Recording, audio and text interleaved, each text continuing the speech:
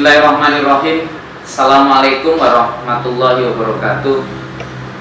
Alhamdulillah walhamdulillah summalhamdulillah wala haula wala quwata illa billahil aliyil azim. Alhamdulillah, segala puji dan syukur kita panjatkan kehadirat Allah Ta'ala. Hari ini 7 Ramadan 1442 Hijriah, kita bisa bersua walaupun melalui media online, tetapi mudah-mudahan Allah Ta'ala keberkahan kita bisa mendapatkan atas siapapun yang mengakses dan bisa ikut menyaksikan bersama dalam acara kultum Ramadan yang dilaksanakan oleh SD Jamaatul Ikhwan. Mudah-mudahan Allah Ta'ala semua sehat, semua baik, dan kita akan menunggu waktu di mana menjadi sesuatu yang sangat penting dalam bulan Ramadan, karena Allah dalam satu hadis qudsi bahkan mensitir ini sebagai kebahagiaan besar atas orang-orang yang berpuasa.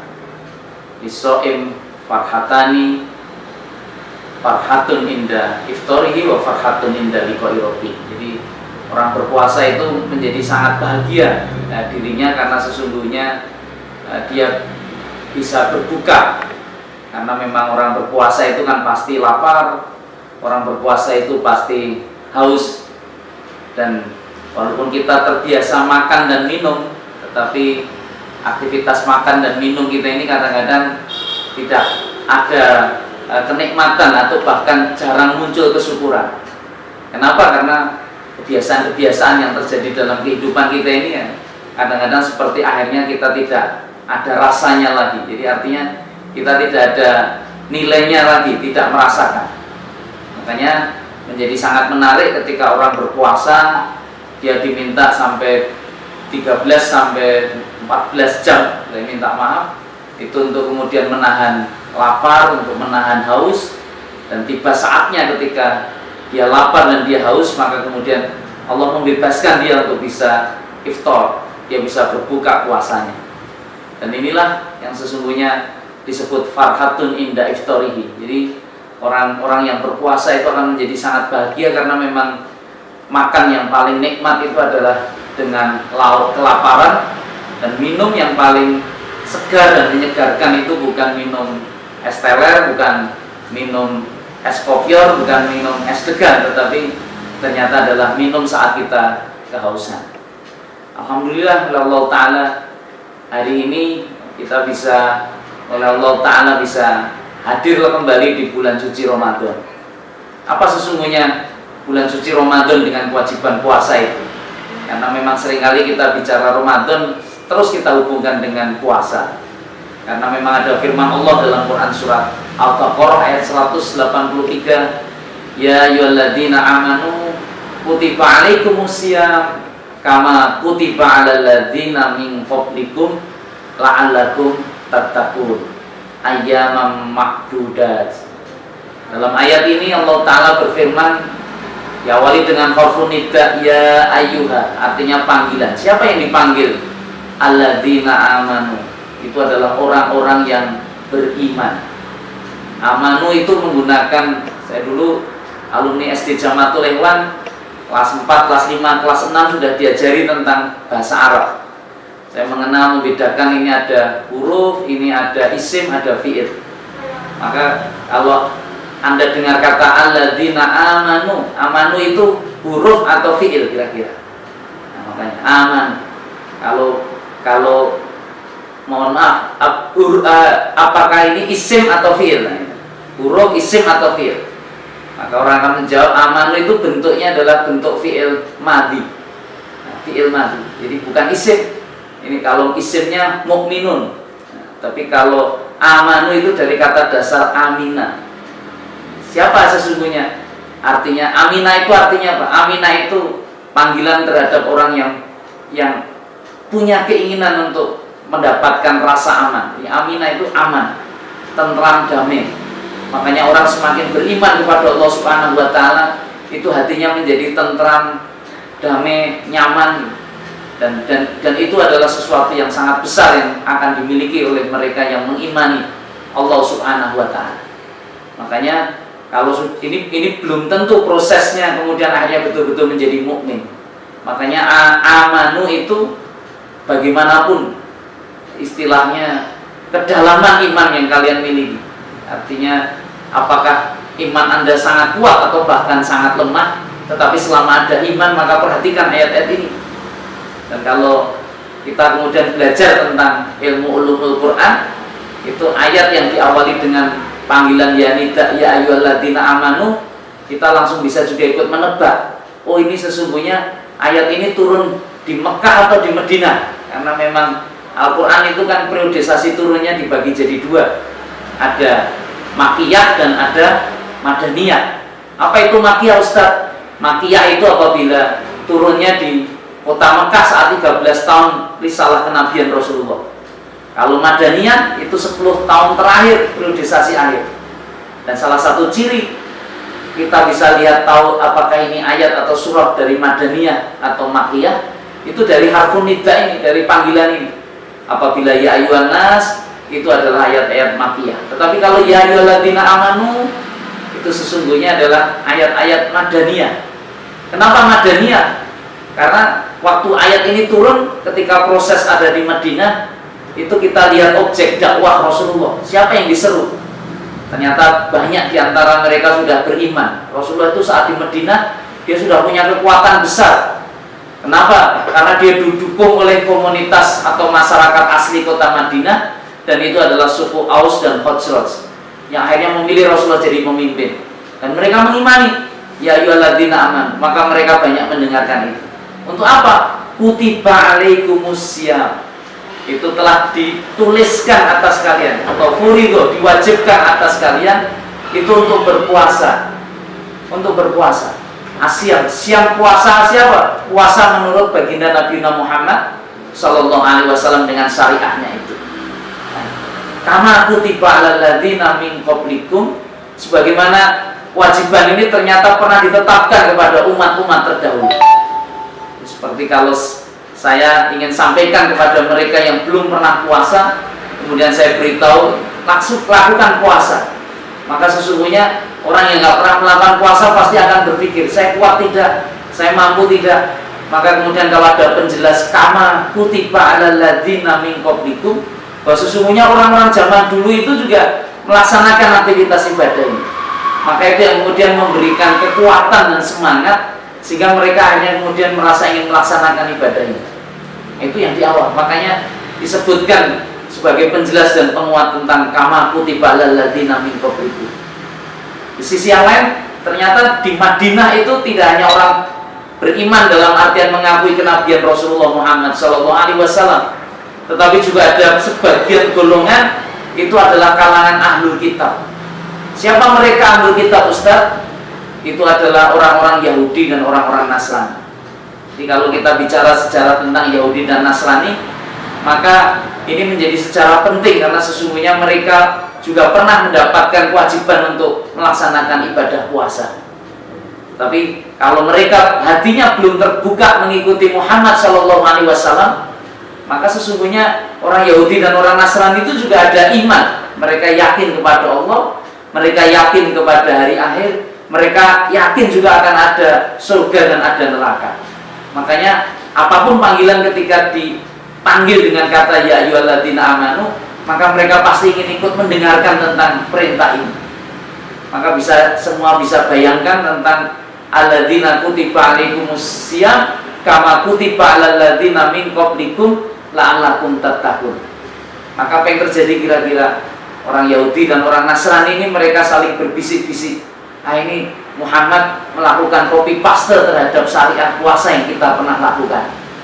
Inilah yang sesungguhnya, karena bagi mereka puasa itu juga sudah mereka lakukan dengan aneka macam syariat, tetapi ajarannya ada, sejarahnya juga ada. Tapi kemudian baginda Rasulullah SAW ngasih penjelasan yang sangat nyata, man shoma Ramadana imanan wahtisaban ghufirallahu ma taqaddama min dambi. Yang membedakan antara puasa mereka dengan puasa baginda Rasulullah itu puasanya adalah di bulan Ramadan. Dan di bulan Ramadan ini apa? Apabila dilaksanakan dengan imanan wahtisaban, maka ghufirallahu ma taqaddama min dzambi. Itu pasti dosa-dosa kita di masa lalu akan diampuni oleh Allah Subhanahu wa taala. Pemirsa yang dimuliakan Allah Subhanahu wa taala, maka Ramadan itu menjadi sesuatu yang sangat besar atas kehidupan orang beriman. Kenapa? Karena ibarat tamu, dia datang dan dia kemudian juga akan pergi. Tetapi kedatangannya ternyata bisa memberikan manfaat yang sangat besar atas mereka yang bisa melakukan apa yang sesungguhnya Allah Ta'ala kehendaki, agar Ramadan ini bisa punya makna dan pesan yang sangat kuat dalam kehidupannya. Apa itu? Ya dengan waman syahida minkumus syahra falyasum. Apabila kau menyaksikan ini bulan, maka berpuasalah. Ada apa dengan puasa? Dan bagaimana puasa Ramadan itu? Ternyata puasa Ramadan itu bisa menghapus dosa dan kesalahan-kesalahan kita masa lalu. Saya kadang-kadang membayangkan sebelum kita masuk Ramadan di hari ini banyak di antara saudara-saudara kita, banyak di antara orang-orang soleh, guru-guru kita, bahkan oleh Allah Ta'ala sudah dipanggil ke hadiratnya. Mereka sudah menghadap Allah, dan memang bisa jadi sudah tuntas itu, sudah cukup itu amal kesalehan yang dilakukan, dan ringan hisabnya, dan ringan langkah kakinya untuk menuju surganya Allah Subhanahu wa Ta'ala. Tetapi bisa jadi atas kita, kenapa kita masih diberi kesempatan bertemu Ramadan? Karena memang di berbagai macam majelis sering saya tanya, ada di antara pemirsa yang saya mohon maaf tidak punya dosa? Ada nggak kira-kira? Ada di antara pemirsa yang dosanya hanya sedikit? Kita kalau ditanya seperti itu, kadang-kadang kita hanya tertunduk malu. Kenapa? Karena memang kita ini wajah-wajah pendosa. Makanya betul-betul Ramadan datang itu sebagai rahmah atas orang-orang beriman, rahmah atas kita semua. Kenapa? Karena sesungguhnya Ramadan itu bulan maghfirah, penuh ampunan. Ramadan itu itqum minan nar, bisa melepaskan kita dari siksa api neraka. Inilah bulan pengampunan besar-besaran. Maka terbayang nggak kira-kira kalau kemudian Rasulullah juga pernah memberikan komentar. Rasulullah itu akhlaknya sangat mulia, sangat terpuji. Dia tidak pernah mendoakan kejelekan atas seseorang. Tapi demi Allah pernah Rasulullah menyampaikan, cilakai, cilakai. Kenapa Rasulullah mencilakakan sesuatu? Walaupun dia hanya mendengar dan menyampaikan apa yang pernah disampaikan oleh malaikat Jibril. Siapa orang yang dicilakakan Rasulullah itu? Sesungguhnya adalah orang yang datang bulan Ramadan, sampai kemudian Ramadan hilang dari sisinya, maka dosa-dosanya tidak diampuni oleh Allah Subhanahu wa Ta'ala. Pemirsa yang dimuliakan Allah Subhanahu wa Ta'ala, makanya kenikmatan dan kebahagiaan Ramadan itu sedemikian besar atas orang yang paham dan mengerti betul. Harapan-harapan kita, inilah bulan yang sesungguhnya kita bisa kembali suci, kembali fitrah, sebagaimana bayi yang baru dilahirkan. Dan inilah sesungguhnya kesempatan lagi, keberkahan besar oleh Allah Ta'ala berikan. Dan yang terakhir, maka sebagai orang beriman ini walaupun masih pekan-pekan awal di tanggal ke-7, tetapi mudah-mudahan kita bisa menghitung Ramadan itu dengan makna yang sangat sempurna. Kita perlakukan itu menjadi tamu yang sangat baik. Dulu setelah saya dari SD Jamaatul Ikhwan ini oleh Allah kemudian masuk di pondok pesantren, ketika kelas 2 SMP saya menjadi bagian penerima tamu. Penerima tamu, saya diajari di sana, di kursus bagaimana caranya menyambut para tamu. Ternyata saya baru belajar, ternyata orang Arab itu sangat menghormati tamu. Bagaimana Ustaz kok bisa bilang orang Arab itu sangat menghormati tamu? Itu dari kalimat dan ucapan saat mengucapkan kata selamat datang. Apa ucapan selamat datang apabila Anda berkunjung kepada orang-orang Arab? Itu kalimatnya adalah kata ahlan wa sahlan. Apa maknanya ahlan wa sahlan itu Ustaz? Itu sesungguhnya artinya selamat datang. Tetapi ahlan wa sahlan itu kata demi kata itu sudah ada maknanya. Ahlan itu artinya apa? Ahlan itu artinya keluarga. Sahlan itu artinya apa? Sahlan itu artinya kemudahan. Apa maksudnya dengan kata keluarga dan kemudahan? Itu sesungguhnya ketika kita mengucapkan ahlan, itu menganggap tamu yang mungkin punya beban mental. Karena tamu itu rata-rata punya kebutuhan. Kenapa dia bertamu? Kenapa dia mengunjungi seseorang? Karena ada hajat yang ingin dia inginkan menjadi solusi ketika dia hadir di tempat yang punya rumah itu. Tapi kita sudah sampaikan ahlan, artinya kau nggak usah ragu-ragu, kau bagian dari keluargaku, kau bagian, aku ini kakakmu, walaupun mungkin nggak pernah nikah dengan kakak perempuan. Wa sahlan, sahlan itu artinya kemudahan, artinya urusanmu mudah-mudahan dengan hadir di sini semuanya menjadi mudah. Ayo, ini nilai-nilai kalimat itu. Tetapi ternyata ada kalimat lain dalam bahasa Arab yang ternyata di atasnya ahlan wa sahlan, karena tidak semua tamu yang datang itu dia punya kebutuhan, tetapi dia bisa menjadi solusi. Kami dulu di pesantren diberitahu kalau yang datang itu kebetulan wali kota, yang datang itu menteri, yang datang itu dirjen, mereka membawa angka-angka di APBN, APBD yang akan menyumbang untuk pesantren.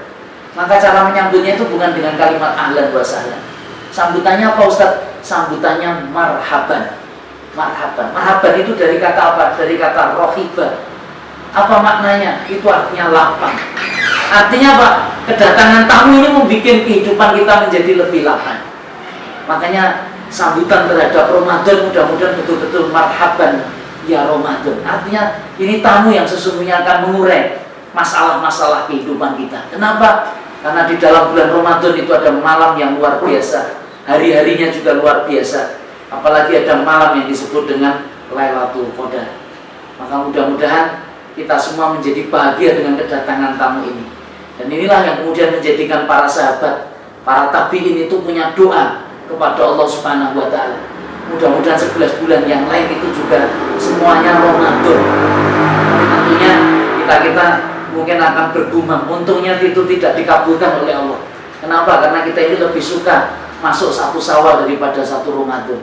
Nah, inilah masalah kita ketika kita menghadapi tamu Ramadan. Mudah-mudahan kebahagiaan oleh Allah Ta'ala anugerahkan atas kita semua dengan kehadiran Ramadan ini. Dan mudah-mudahan Ramadan tahun ini betul-betul penuh keberkahan, sehingga banyak kebaikan yang bisa kita dapat. Demikian dari saya, mudah-mudahan ada ilmu yang bermanfaat. Aku lupa lihat astaghfirullahaladzim, mohon maaf apabila ada kata yang kurang berkenan. Assalamualaikum warahmatullahi wabarakatuh.